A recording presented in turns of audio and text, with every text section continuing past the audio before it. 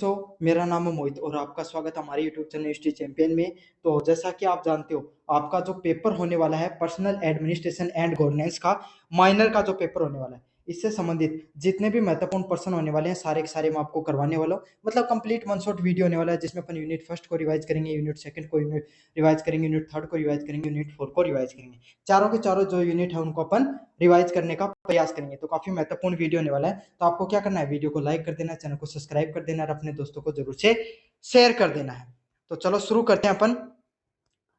और साथ के साथ ये पीडीएफ आपको टेलीग्राम चैनल पे मिल जाएगी। अन्य वीडियो प्लेलिस्ट का जो लिंक दे रखा है डिस्क्रिप्शन में, वहां से जाकर डाउनलोड कर लेना। साथ के साथ अगर आप फ्लिपकार्ट से कोई भी प्रोडक्ट खरीदना चाहते हो तो यहाँ पर जो प्रोडक्ट वाला ऑप्शन है, इस पर क्लिक करके आप कोई भी प्रोडक्ट खरीद सकते हो।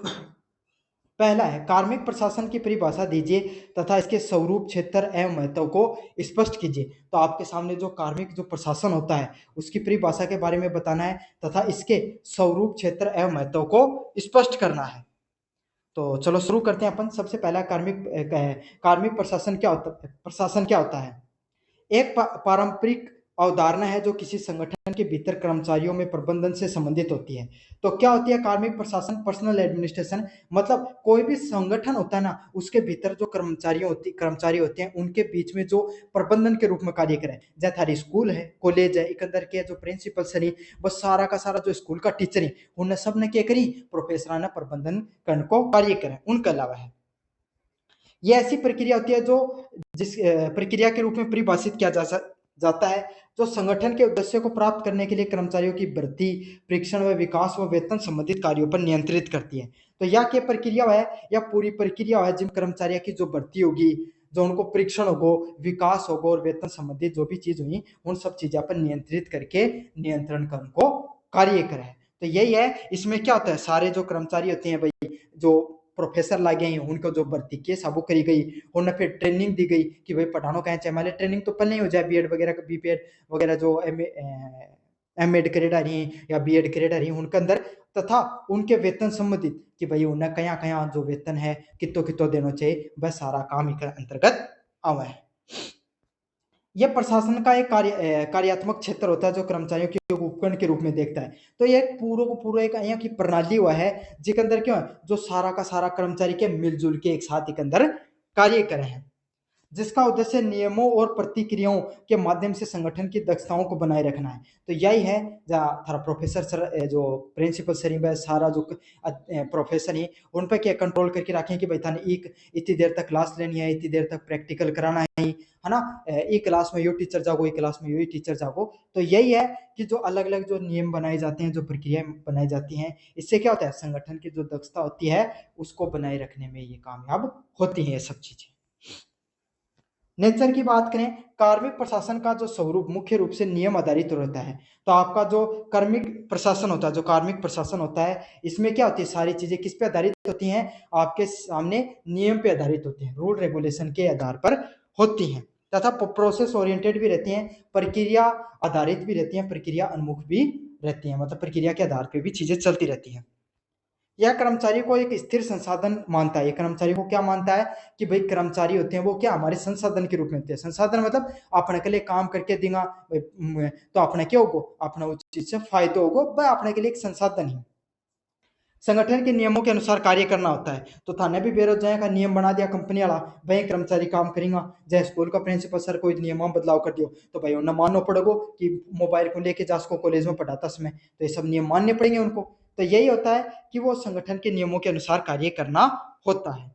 इसमें कर्मचारियों को सिर्फ एक पद के रूप में जाना जाता है। तो इसमें क्या होता है, कर्मचारी को एक पद के रूप में, भाई को मैथ को टीचर है तो मैथ को टीचर है, प्रिंसिपल है तो प्रिंसिपल सर ही, जो पियोन है वो पियोन के रूप में कार्य कर रहे हैं। तो कोई भी व्यक्ति होता है, कर्मचारी होता है, उसको किस रूप में देखा जाता है, पद के रूप में देखा जाता है, न कि व्यक्ति के रूप में। तो उसकी पहचान उसके पद के रूप में होती है। अब तारा गुरुजन के नाम जानो, नाम ज्यादा मैथ वाला टीचर, केमिस्ट्री वाला टीचर है ना, हिस्ट्री वाला टीचर, तो उनको इस रूप में उनकी छवि ज्यादा बन जाती है, पद के रूप में ज्यादा छवि बन जाती है। समझ में आ गया आपको। इसका ध्यान मुख्य रूप से संगठन के अनुशासन, रिकॉर्ड व रख रखाव और नियमों की सख्ती से पालन पे होता है। तो इसका जो ध्यान होता है वो क्या होता है, मुख्य रूप से संगठन में होता है, उसमें अनुशासन कि भाई डिसिप्लिन क्या रखना चाहिए, जो एक अंदर रिकॉर्ड में कहीं रख रखाव रखना चाहिए हर चीज को। भाई अगर कॉपी जांच करी है सारी तो नंबर कितना आया ही, हर सब चीजों को अकेडमिक थारे रिकॉर्ड है, इन सब चीज़ें रखना। तो हन सब चीज़ों को क्या ध्यान रखो जा सकती है। ये एक प्रतीकात्मक रिएक्टिव दृष्टिकोण अपनाता है जहां समस्याएं सामने आने पर वो उसका समाधान देता है। तो किस रूप में काम करता है? एक रिएक्टिव प्रोसेस के रूप में काम करता है। कोई भी समस्या साम आ गई तो को समाधान वो करके देगा था। स्कोप की बात करें, क्षेत्र की बात करें, भर्ती और चयन करना। संगठन की आवश्यकता के अनुसार कर्मचारियों की भर्ती और चयन की जाती है। तो इसमें क्या होती है इस पूरी प्रक्रिया में, जय जय जरूरत है वो हिसाब से क्या जितना भी जो कर्मचारी की जो जरूरत है उनको क्या कर लिया जाए, उनको चयन कर लिया जाए। अगला पॉइंट है परीक्षण और विकास करना। कर्मचारी को उनके कार्यों की आवश्यकता के अनुसार कौशल प्रदान किया जाता है। तो भाई मान ले कोई कर्मचारी है जिन नॉलेज को नहीं, अब कोई कंपनी ले लो, कोई लोहे की कंपनी है, तो उसमें उनमें लोगों को क्या परीक्षण दिया जाता है कि वो उससे संबंधित चीजों को सीखे। तो यही है, लोगों को क्या किया जाता है, परीक्षण और विकास भी दिया जाता है। वेतन और लाभ, कर्मचारियों को वेतन भत्ते व अन्य लाभ भी देना होता है। तो कर्मचारी के अलग अलग कर्मचारियों को अलग अलग प्रकार के वेतन प्रदान किए जाते हैं, भत्ते व अन्य लाभ भी दिए जाते हैं ताकि वो क्या हो सके, अच्छे से कार्य कर सके। अगले वाला पॉइंट है कर्मचारियों का कल्याण करना। कर्मचारियों के स्वास्थ्य और सुरक्षा का ध्यान रखा जाता है। तो इस सारी प्रक्रिया के अंदर क्या किया जाता है, जो कर्मचारी होते हैं उनके जो स्वास्थ्य का और उनके सुरक्षा का भी इसके अंदर पूरी प्रक्रिया के अंदर ध्यान रखा जाता है। अगले वाला पॉइंट है रिकॉर्ड का रख रखाव करना। कर्मचारियों से संबंधित सभी जानकारी व रिकॉर्ड को बनाए रखा जाता है। तो जो कर्मचारी होते हैं उनसे संबंधित जितनी भी जानकारियां होती हैं उनके रिकॉर्ड को भी रखा जाता है कि भाई कर्मचारी कौन सा पद पे है, वो के काम करे है, के उन्हें काम करना चाहिए, हर सब चीज़ों की जानकारी के अंदर रहा है। इंपॉर्टेंस की बात करें आपके सामने, पहला है इंप्रूविंग एफिशिएंसी। यह सुनिश्चित करता है कि संगठन में सही व्यक्ति सही जगह पर काम कर रहा है या नहीं कर रहा है। तो दक्षता बढ़ती है इस चीज से, क्या फायदा होता है कि संगठन में सही व्यक्ति है वो सही जगह पे जाए। मान लिया कोई प्रिंसिपल सर ही, वो प्रिंसिपल सर को काम करी है ना, जो फिजिकल के टीचर हैं जो आपको फिजिकल एक्सरसाइज वगैरह कराते हैं, या एनसीसी के टीचर वो एनसीसी का कार्य करते हैं, स्पोर्ट्स वाले स्पोर्ट्स का, साइंस की फैकल्टी साइंस का कार्य करती है। तो यही है, सभी संगठन में अगर अपना अपना कार्य करेंगे और अच्छे से अपने कर्तव्य का निर्वहन करेंगे तो इससे क्या होता है, जो संगठन होता है उस वो क्या उसकी एफिशिएंसी बढ़ती है, उसकी दक्षता वो और मजबूत होती है। अगले वाला पॉइंट है नियमों का पालन करना। यह संगठन को सभी कानून और सरकारी नियमों को पालन करने में मदद करता है। तो ये किस चीज में मदद करता है आपको, संगठन को सभी कानून और सरकारी नियमों को पालन करने में मदद करता है। ये मदद करता है कि जो संगठन होते हैं उसमें जो जो कानून है, और ये संगठन में सभी रूप से कर्मचारी कैसे कार्य करते हैं, कानूनी व सरकारी नियमों का पालन करने का कार्य करते हैं। अगले वाला क्या है, कर्मचारियों की संतुष्टि। उचित वेतन और लाभ देकर ये कर्मचारियों को संतुष्ट रहते हैं। भाई कोई एक कर्मचारी है उनको काम का हिसाब पिसो मिल रहा है, वेतन मिल रहा है, टाइम टू टाइम वेतन मिल रहा है, तो कर्मचारी भी खुश रहो, थारी कंपनी भी बढ़िया चलेगी और सारा का सारा काम है वे भी टाइम से हो जाएगा। तो यही है, उचित वेतन देकर और लाभ देकर कर्मचारियों को क्या किया जाता है, संतुष्ट किया जाता है ताकि वो और अच्छे से जो आपका कार्य है उसको करते रहे। अगले वाला पॉइंट है स्थिरता बनाए रखना। यह संगठन में अनुशासन और स्थिरता बनाए रखता है जिससे काम सुचारू रूप से चलता रहता है। तो क्या कार्य होता है, संगठन में जो अनुशासन को बनाए रखना, अनुशासन और स्थिरता से बनाई रखी जाती है ताकि क्या होता है, जो काम है वो अच्छे से सुचारू रूप ढंग से चलता रहे। हालांकि आधुनिक युग में कार्मिक प्रशासन की जगह मानव संसाधन एचआरएम में ले लिए। तो पहले आज के समय क्या है, आजकल मानव प्रबंधन ज्यादा होता है, इंसान उन सब चीजों का ज्यादा ध्यान में रखते हैं। क्यों, एचआरएम है वो अधिक रणनीतिक व कर्मचारी केंद्रित रहता है। तो इसमें क्या रहता है कि जो ह्यूमन जो मैनेजमेंट होता है इसमें क्या रहता है, जो लोग हैं वो ज्यादा ध्यान रखते हैं, और इसमें क्या कर्मचारी केंद्रित चीजें ज्यादा होती हैं। अगले वाला पॉइंट है भारत में सिविल सेवाओं के विकास एवं महत्व की विवेचना कीजिए। तो भारत में जो सिविल सेवाएं होती हैं उनमें कैसे विकास होता है इसके महत्व को आपको बताना है। भारत में सिविल सेवाओं का इतिहास बहुत पुराना है और इसकी जड़ें कहाँ से जुड़ी हैं, ब्रिटिश काल से जुड़ी हुई हैं। तो यही है कि भारत में जो सिविल सेवाएं होती हैं ये क्या होती हैं, इनका इतिहास है वो बहुत ज़्यादा पुराना है, और ये ब्रिटिश काल से इसकी जो जड़ें वो जुड़ी है। मतलब जब अंग्रेज भारत में राज किया करते हैं ना, जब क्या कर तो आपका सामने जो सिविल सर्विस जो आईएएस अधिकारी की जो नियुक्ति है वह होया करती है, जो कलेक्टर पन्या भी होया करता। समझ में आ गया आपको, कौन थे वो पहले कलेक्टर थे, उनका नाम बताना मुझे, जो भारत में जिन्होंने सबसे पहले इस परीक्षा को पास किया था, भारतीय व्यक्ति। जब वॉरेन हेस्टिंग ने अनुबंध सेवा कन्वेंटेड सेवाओं सर्विसेज की शुरुआत की थी, हालांकि भारतीय सिविल सेवाओं के जनक को लॉर्ड कॉर्नवालिस को माना जाता है। तो सबसे पहले इनका नाम सिविल सर्विसेज नहीं होकर क्या था, अनुबंध सेवाओं के रूप में जाना जाता था, कॉन्वीनियंटेड सर्विसेज के नाम से जाना जाता था। और ये किसके द्वारा शुरू की गई थी, वॉरेन हेस्टिंग के द्वारा शुरू की गई थी। कौन से अधिकारी के द्वारा ये सब चीजें शुरू की गई थी, वॉरेन हेस्टिंग के द्वारा शुरू की गई थी। और इनको किस नाम से जाना जाता था, अनुबंध सेवाओं के नाम से जाना जाता था। हालांकि भारतीय सिविल सेवाओं के जनक किसको माना जाता है, लॉर्ड कॉर्नवालिस है, इनको भारतीय सिविल सेवाओं के जनक के रूप में जाना जाता है, जिन्होंने सेवाओं को एक संगठित व पेशेवर रूप दिया। तो लॉर्ड कॉर्नवालिस ने सबसे पहले जितनी भी सिविल सेवाएं हैं इनको क्या एक संगठित मतलब एक जगह करके और पेशेवर ढंग से क्या लागू करने का कार्य किया था। तो सबसे पहले जो आपके सामने जो सिविल सेवाएं हैं इसको संगठित व पेशेवर ढंग से लागू करने का कार्य किसने किया था, लॉर्ड कॉर्नवालिस ने किया था। ब्रिटिश काल की बात करें, ब्रिटिश सरकार में सिविल सेवाओं को भारतीय राजस्व व प्रशासन को नियंत्रित करने के लिए एक उपकरण के रूप में विकसित किया गया था। तो ब्रिटिश सरकार में जो सिविल सेवाएं होती थी इसमें भारतीय राजस्व व प्रशासन को नियंत्रित करने के लिए मतलब जो भारत पे जो लोग थे, भारत में जो लोग हुआ करते थे उनको नियंत्रित करने के लिए सबसे पहले इन सेवाओं की शुरुआत की गई थी। कैसे, इनको एक उपकरण के रूप में विकसित किया गया। भाई क्या करता, बड़ा बड़ा अधिकारी बैठा दिया करता जिला स्तर पर, क्या कराया करता, नीचे जितनों भी कर होगो, कोई भी प्रशासनिक व्यवस्था होगी, कोई भी कानूनिक व्यवस्था होगी, उन्हें क्या है कंट्रोल कर उनको काम कराया करता। और ये अधिकारी डायरेक्ट किन रिपोर्ट कराया करता, आपका सामना ब्रिटेन का जो बड़ा अधिकारी होया करता, गवर्नर होगा, और नीचे का जो पद है करता उन्हें कराया करता। तो इससे क्या हो, अंग्रेजों को वैसे तो गवर्नर होया करता वो नीचे तक थोड़ी कोई गांव का व्यक्ति से वो जुड़ाव को नहीं उसको, लेकिन ये जो छोटा छोटा स्तर का जो अधिकारी बना दिया था हमको के जुड़ाव हम सब लोग आते हैं रिया करता। यह सिर्फ ब्रिटिश अधिकारी शामिल नहीं होते थे। तो इस व्यवस्था में क्या जो सिविल सर्विसेज होती थी उस समय अंग्रेजों के समय, इसमें सिर्फ ब्रिटिश अधिकारी नहीं हुआ करते थे। 1853 के बाद में परीक्षाओं के माध्यम से भारतीयों को भी सिविल सेवाओं में डालने लगे थे। तो 1853 में क्या हुई, जो सिविल से जो परीक्षाएं करवानी शुरू कर दी, जिसमें क्या भारतीय लोगों को भी सिविल सेवाओं में इन्होंने डालना शुरू कर दिया। तो 1853 के बाद से क्या होना शुरू हो गया, भारतीय लोग हैं उनको भी सिविल सेवाओं में जो मौका मिलना शुरू हो गया था।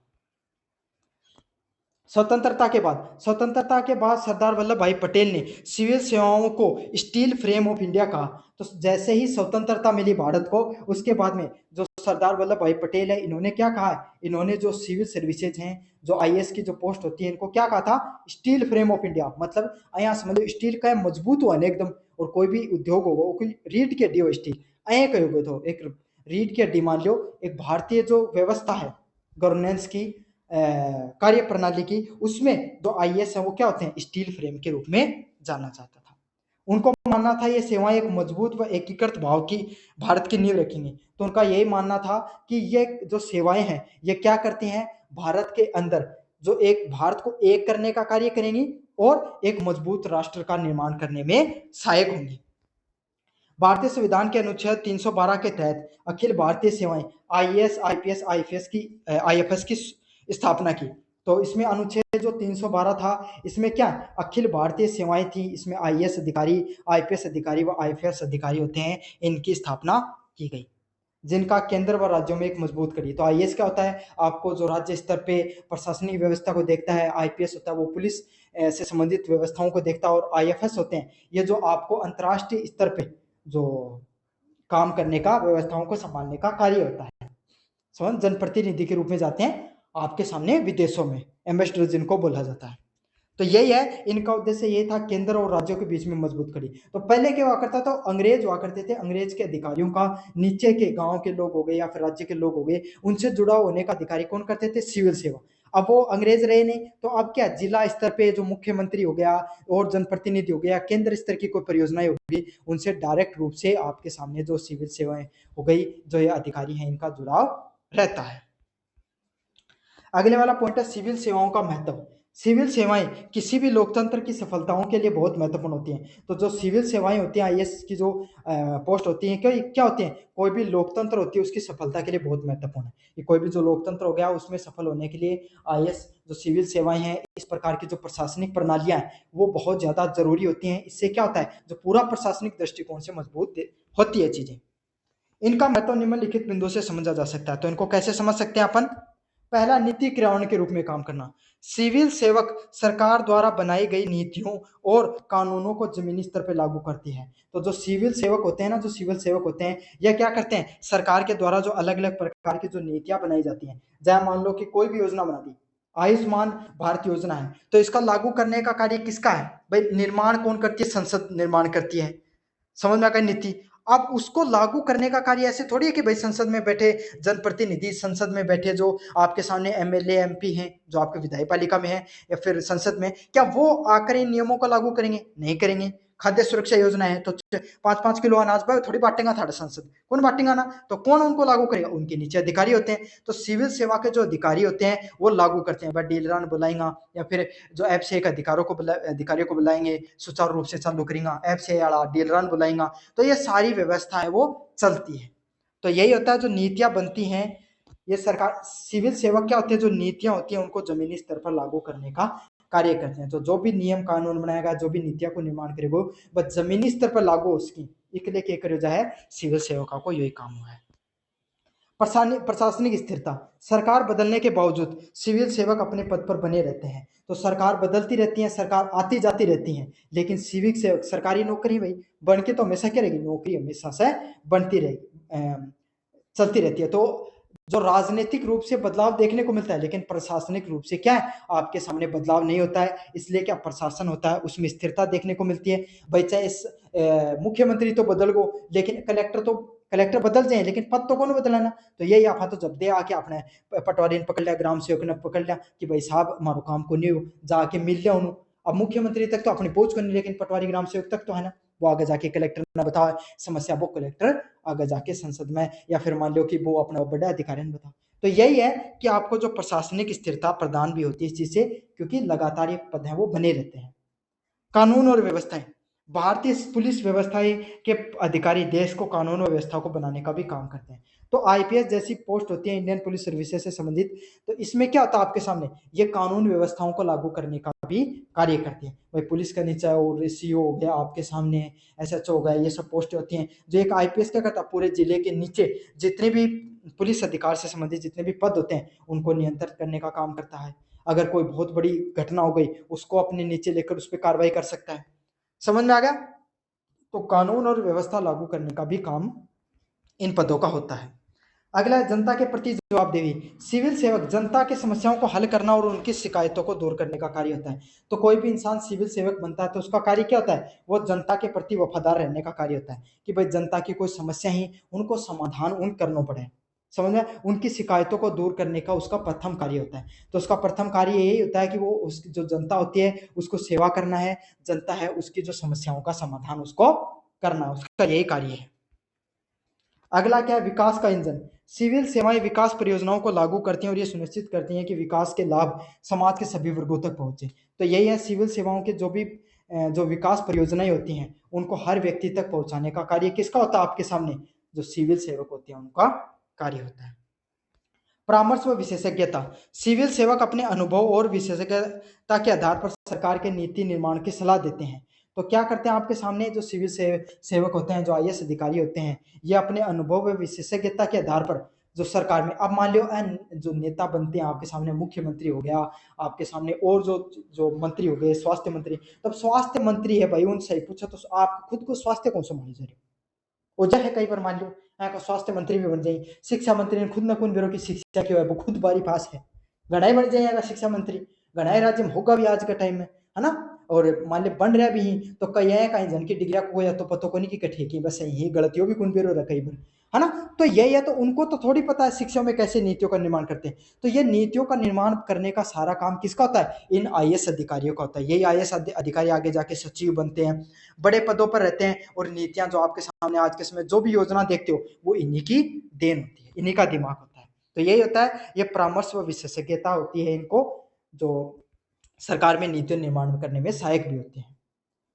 संक्षेप में, भारतीय सिविल सेवाएं एक मजबूत कुशल व निष्पक्ष प्रशासन की नींव होती हैं। तो जो सिविल सेवाएं होती हैं ये क्या, एक मजबूत व कुशल व निष्पक्ष प्रशासन, कि एक ऐसे प्रशासन का निर्माण हो जो निष्पक्ष रूप से कार्य करने का कार्य करे। साथ के साथ भारत के विकास व लोकतंत्र की रक्षा के लिए भी आवश्यक होते हैं। तो इससे क्या हो, भारत का भी विकास और लोकतंत्र का भी विकास देखने को मिले, इसके लिए भी ये चीजें आवश्यक होती हैं। अगले वाले प्रश्न की तरफ बढ़े अपन। शिकायत निवारण तंत्र और सरकारी जो कर्मचारियों के आचार संहिता पर टिप्पणी कीजिए। तो ग्रीवेंस रिड्रेसल मैकेनिज्म क्या होता है शिकायत निवारण के अंदर? मान लो काफी बार नहीं देखते हो क्या आप, जैसे आपको छात्रवृत्ति पोर्टल होता है, अगर उसमें कोई समस्या आ रही है तो आप शिकायत के अंदर बनाए जाते हैं, कुछ नंबर बनाए जाते हैं जिसपे आप कॉल कर सकते हो और अपनी शिकायत है वो दर्ज करा सकते हो, होता ना ऐसा? तो इसको शिकायत निवारण तंत्र बोला जाता है। क्या होता है? शिकायत निवारण तंत्र वह प्रणाली है जिसके माध्यम से जनता की शिकायतों को सुना जाता है। तो ग्रीवेंस जो सेल होती हैं वो सेल होते हैं जिसमें क्या होता है, ये वो पूरा तंत्र होता है जिसके माध्यम से जनता को कैसी कैसी प्रकार की समस्याएं आ रही हैं इनको सुना जाता है, उन पर कार्य किया जाता है और उनका समाधान किया जाता है कि जो जनता जो जो उनके सामने समस्याएं आ रही है उन समस्याओं को किस प्रकार से उनका समाधान किया जाए। यह एक प्रभावी शिकायत निवारण तंत्र व सुशासन के लिए बहुत ज्यादा जरूरी होता है। तो एक पूरा का पूरा तंत्र होता है जिसमें क्या होता है, जिसमें प्रभावी ढंग से जो लोगों की समस्याएं हैं उसको समाधान करने का प्रयास किया जाता है। उद्देश्य की बात करें, इसका उद्देश्य जनता की शिकायतों को जल्दी व निष्पक्ष तरीके से हल करना है। तो इसका उद्देश्य यही है कि जनता के द्वारा जितनी भी शिकायतें होती हैं उनको सही ढंग से जल्द हल कर दी जाए। सबसे पहले प्रकार की बात करें, CPGRMS, centralize public grievance redressal and monitoring. तो सेंट्रल जो आपके केंद्रीय स्तर पे ये कोई एक ग्रीवेंस सेल है, शिकायत निवारण केंद्र है। ये भारत सरकार द्वारा चलाया गया एक ऑनलाइन पोर्टल है जहां पर जनता अपनी शिकायत दर्ज करा सकती है। तो ये क्या, ये एक प्रकार का ऑनलाइन पोर्टल होता है जहां पर क्या होती है, जनता की जितनी भी शिकायतें होती है इसको आप क्या कर सकती है, जनता अपनी शिकायतों को दर्ज करा सकती है। अगला पोर्टल है लोकपाल व लोकायुक्त। यह भ्रष्टाचार से संबंधित शिकायतों को सुनती है और उनकी जांच करती है। तो लोकापोल कौन होती है, मतलब देखो तो लोकपाल को आंदोलन चालू हो, यो क्यों है कि अगर कोई भी भ्रष्टाचार हो रहा है तो थे लोकपाल लगा सको, जो क्यों है कि यो बेरोपाल जो कि उरे जो यो पैसों है सरकार की, मान लिया हर गांव में 5 लाख में मान लो कोई सड़क बनी, मान लो एक बार 5 लाख में बने तो क्या है, लेकिन 5 लाख रुपए उठाएगा, अब था लाग रहे और तो 3 लाख रुपए खर्च हुए, 2 लाख तो इन्हें बिना कटे गड़गप करेगा कठे न कठे, तो थे के कसको लोकपाल लगा उसको इस थाने पीसो कठे कठे खर्च हुए को पर क्या उसका पूरी जांच बैठ सके।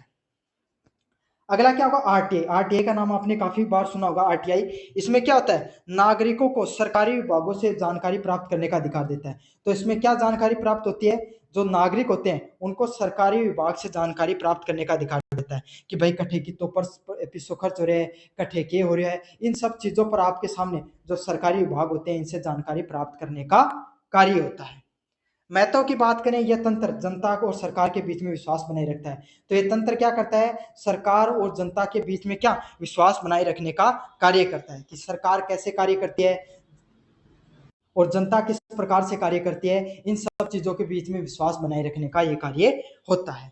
और इसमें क्या होता है, सरकार जनता के प्रति जवाबदेही होती है। भाई ये ग्रीवांस शिकायत सेल होते हैं जब भ्रष्टाचार के बारे में लोकपाल हो, अगर कोई ने सूचना प्राप्त करनी है कि कोई विभाग में कठी वैकेंसी चल रही, कोई यूपी सो कठी खर्च हो रहे हैं, तो ये सब चीजें बताए रखने के लिए के रहे आपका सामने ये तंत्र बनाया जाए।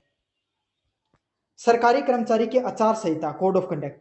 आचार संहिता उन नियमों व दिशा निर्देशों का एक समूह होता है जो सरकारी कर्मचारियों की नैतिक व पेशेवर व्यवहार को नियंत्रित करता है। मतलब सरकारी कर्मचारियों को कोड ऑफ कंडक्ट क्यों है कि उन नियम कायदा जो सरकारी कर्मचारियों का नैतिक रूप से मानना चाहिए और पेशेवर व्यवहार करना चाहिए, मतलब कोई भी सरकारी कर्मचारी उनके तरीका से व्यवहार करना चाहिए, है ना, उन सब चीजों से संबंधित है।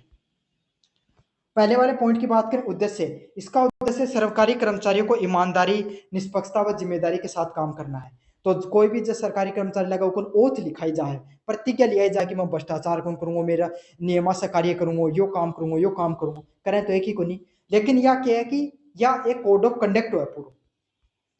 इसका उद्देश्य क्या होता है, सरकारी कर्मचारी ईमानदारी से काम करे, निष्पक्षता से काम करे और जिम्मेदारी के साथ काम करने का प्रयास करे। तो यही है, कोई भी सरकारी कर्मचारी हो उसकी ईमानदारी, निष्पक्षता और जिम्मेदारी के साथ जो काम करने के लिए उसको क्या किया जाता है, प्रेरित किया जाता है। निष्ठा और ईमानदारी की बात करें, कर्मचारियों को अपने काम के प्रति पूरे निष्ठा व ईमानदारी दिखानी चाहिए। तो इसमें प्रमुख बिंदु यही होते हैं कि कोई भी कर्मचारी होता है उसको अपना काम पूरी निष्ठा व ईमानदारी के साथ करना होता है, दिखानी होती है। इसके लिए उसको क्या दिलाई जाती है, ओथ दिलाई जाती है। राजनीतिक तटस्थता, वो किसी भी राजनीतिक पक्ष में काम कौन करे, तो वही कोई भी सरकारी कर्मचारी हो, वो कोई भी पार्टी के पक्ष को ले इसका तो थाने में भी रहे, अगर पक्ष ले लो जाओ तो क्या होगी, कानूनी कार्रवाई की जाए। क्यों? अगर वो भाई किसी पार्टी का अगर पक्ष लेता रहेगा तो जनता के कभी नहीं सुनेगा, समझ में आ गई, दूसरी पार्टी आ गई तो वो काम नहीं कर पाएगा।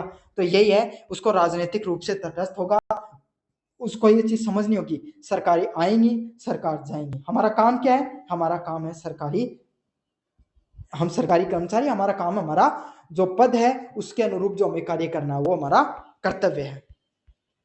निजी हित व सार्वजनिक हित, वह अपने निजी हितों और को सार्वजनिक हितों से ऊपर नहीं रखेगा। तो वो क्या करेगा, उसके जो खुद के हक हैं उनको क्या है, निजी हितों को सार्वजनिक हितों से ऊपर नहीं रखेगा। मतलब जो उसको कर्तव्य, मान लो कि एक पुलिस में कोई अधिकारी है और उनको बेटो चोरी, उनको बेटो कोई कोई मामला फंस गो, तो वो क्या करोगे, वो तो भाई ऐसा ही है, वो क्या आपका बेटा न बचाओगे, नहीं बचाना चाहिए। क्यों?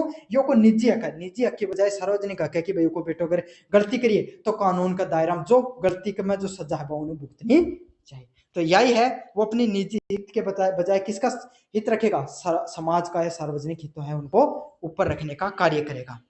अगला क्या, उपहार स्वीकार नहीं करना, अपने पद का दुरुपयोग करते हुए किसी प्रकार का जो आपके सामने उपहार है उसको स्वीकार नहीं करेगा। तो वो क्या करेगा, कोई भी प्रकार का जो पद है, भाई कोई बड़ा पद पर अधिकारी, विभिन्न थाने बिरो अलग अलग प्रकार का उपहार मिली, उपहार तो क्या मिल रहा है, मान लो कि नीचे की टेबल का नीचे की कोई थोड़ी बहुत चीज मिल जाए ही, समझ में आ गई, ताकि वो उनका फेवर में काम कर दी, तो उन सब चीजों का वो क्या करेगा, उनको स्वीकार बिल्कुल भी नहीं करेगा। महत्व की बात करें, आचार संहिता सरकारी कर्मचारियों के लिए नैतिक मार्गदर्शन का प्रदान करती हैं। तो जो आचार संहिता होती है वो क्या करती है, आपके सामने जो सरकारी कर्मचारी होते हैं उनके लिए नैतिक मार्गदर्शन करने का कार्य करती हैं। तो जो सरकारी कर्मचारी होते हैं उनको नैतिक रूप से चीजों को बताने का कार्य करती है। प्रशासन में उच्च मानकों को बनाए रखने में मदद करती है, साथ ही साथ जो प्रशासन होते हैं उसमें उनके जो स्टैंडर्ड होते हैं उनको हाई रखने में भी मदद करती है। तो मुझे उम्मीद है आपको सारी चीजें अच्छे से समझ में आ गई होंगी। एक अगले वाले प्रश्न की तरफ अपन बढ़ते हैं। सुशासन हेतु भारत में अपनाए गए उपकरणों, रणनीतियों और पहलों पर चर्चा कीजिए। तो सुरक्षा के लिए भारत में जो सुशासन होता है, अच्छे से शासन करना, सरकार अच्छे से चले, लोगों की भलाई के लिए कार्य हो, इन सब चीजों को बढ़ाने के लिए सरकार के द्वारा जो अलग अलग प्रकार के जो उपकरणों को अपनाया गया, अलग अलग प्रकार की जो रणनीतियों को अपनाया गया, उन पर अपने को क्या करनी है, चर्चा करनी है। भारत में सुशासन को बढ़ावा देने के लिए कई महत्वपूर्ण उपकरण व रणनीतियों को और पहले अपनाई गई। तो भारत में जो सुशासन हो गए, बढ़िया प्रशासन चलाने के लिए जो अलग अलग प्रकार के जो उपकरण हैं, रणनीतियां हैं, उनको अपनाया गया। उसमें से प्रमुख कौन सी है? सबसे पहले है सूचना का अधिकार करना, राइट टू एक्ट, आपके सामने आरटीआई का अधिकार 2005। उपकरण, आरटीआई एक कानूनी उपकरण है जो नागरिकों को सरकारी विभाग से जानकारी प्रदान करता है। तो ये अलग अलग प्रकार का एक्ट, सरकारी नियम बनाया गया जिससे कि जनता ने फायदा मिले।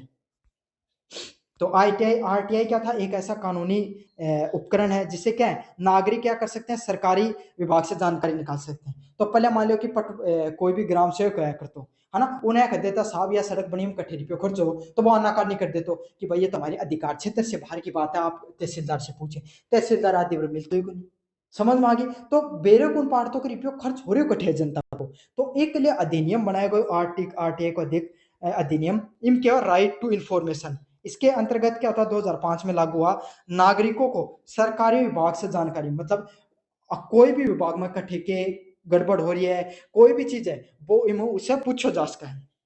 ये सरकार में पारदर्शिता लाता है। तो सरकार का जो जनता का पैसा है, टैक्स का पैसा, वो कहाँ पर कैसे खर्च हो रहा है, कर्मचारी सही से कार्य नहीं कर रहे हैं, नहीं कर रहे हैं, ये सारी चीजें आपको पता चल जाती हैं।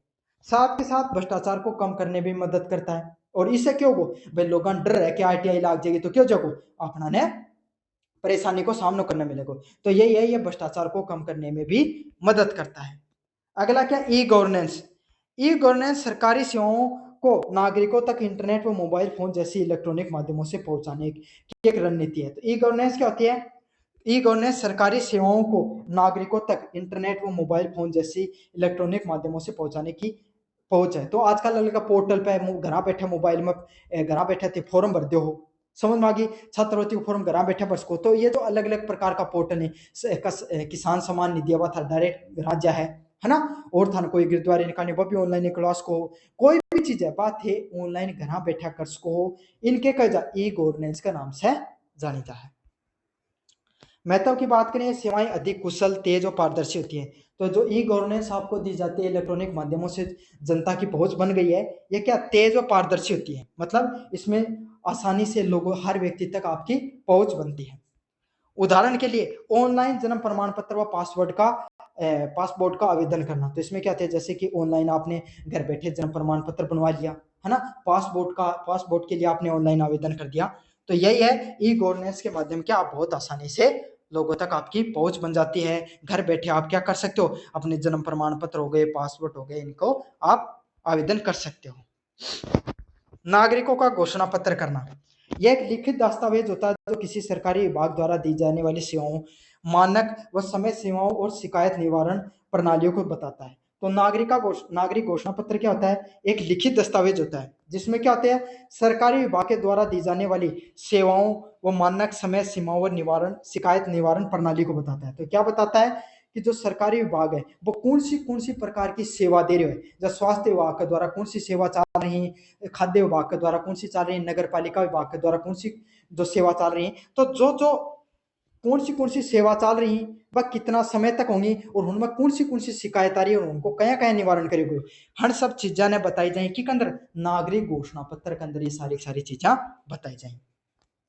महत्व की बात करें, ये जनता को ये बताता है कि वे सरकार से क्या उम्मीद रखते हैं। तो ये जो आपके सामने जो ये क्या बताने काम करता है कि सरकार से वो लोग हैं वो किस चीज की उम्मीद रखते हैं, इसके बारे में बताता है और सरकार की जवाबदेही तय करने का कार्य करता है। तो घोषणा पत्र को यही काम हुआ है कि वह सरकार से क्या उम्मीद रखा है और सरकार की के उनका प्रति जवाबदेही, इन सब चीजों को ध्यान रखने को कार्य है।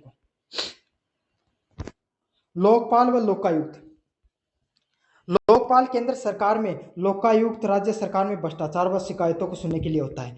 तो लोकपाल व लोकायुक्त कौन होता है, लोकपाल केंद्र सरकार में, लोकायुक्त राज्य सरकारों में भ्रष्टाचार व शिकायतों को सुनने व उनकी जांच करने के थे। तो सरकार में कोई भी सरकारों को पिस्सों कट्ठे खर्च हो रहे हैं, भ्रष्टाचार को पिस्सों कट्ठे लाग रहे हैं, तो हर सब चीजें ना सुनन को और उनको जांच करने को कार्य की को है, लोकपाल व लोकायुक्त को कार्य हुआ है। महत्व की बात करें, सरकारी अधिकारियों में भ्रष्टाचार को कम करने के लिए एक महत्वपूर्ण उपकरण है। तो एक क्या कर है, सरकार में जो भी अधिकारी होते हैं उनके अंदर उन भ्रष्टाचार कम करने के लिए क्या एक महत्वपूर्ण उपकरण के रूप में कार्य करता है। अगले वाले पॉइंट की बात करें, डिजिटल इंडिया पहल की बात करें, यह भारत सरकार का एक बड़ा कार्यक्रम है। तो डिजिटल इंडिया पहल है, डिजिटल इंडिया इंसेंटिव क्या है, एक भारत सरकार का एक बहुत बड़ा कार्यक्रम है जिसका उद्देश्य क्या होता है, भारत को डिजिटली रूप से सशक्त बनाना। तो इसका कार्य यही है कि डिजिटली रूप से सशक्त रहें, सशक्त भारत का निर्माण हो और अर्थव्यवस्था को बदला जाए। यह ई गवर्नेंस, ऑनलाइन सेवाएं व डिजिटल साक्षरता को बढ़ावा देता है। तो डिजिटल इंडिया क्या करती है, ई गवर्नेंस को बढ़ाने का कार्य करती है, ऑनलाइन सेवाएं व डिजिटल साक्षरता को बढ़ाने का कार्य करती हैं, जिससे क्या सरकार और जनता के बीच में दूरियां हैं वो कम होती हैं। तो इससे क्या होती है, सरकार व जनता के बीच में भी दूरियां धीरे धीरे कम होती चली जाती हैं। इन सभी पहलुओं व रणनीतियों का बीच में भारत में सुशासन मजबूत होता है। तो ये अलग अलग प्रकार की जो नीतियां, अलग अलग प्रकार के जो आपके सामने नियमों का निर्माण किया गया है, इससे क्या होता है, आपके सामने सुशासन है वो लागू देखने को मिलता है। तो यह आपके सामने जो पूरा पेपर था पब्लिक एडमिनिस्ट्रेशन एंड गवर्नेंस, इससे संबंधित मैंने आपको करवा दिया है। धन्यवाद।